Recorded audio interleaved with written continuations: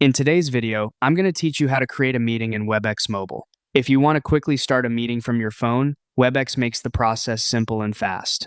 In this walkthrough, I'll show you exactly how to begin a meeting using the mobile app, and I'll also point out what to check before you go live so everything runs smoothly.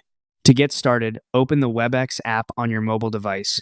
Make sure the app is fully loaded and that you're signed in so you can access the meeting features without interruption. If your internet connection is stable, the rest of the process should only take a moment. Once you're inside the app, look for the option that says Start Meeting and tap on it. This will begin the setup process for your meeting room. If this is your first time starting a meeting on the device, Webex may ask for permission to use your microphone and camera. Be sure to allow those permissions if you want other participants to hear and see you clearly. After that, take a moment to set up your microphone and camera.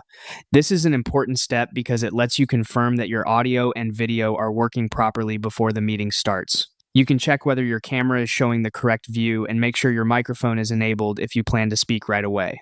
If needed, adjust your phone's position, lighting, or audio settings so you're ready before entering the meeting. Once everything looks and sounds good, tap Start.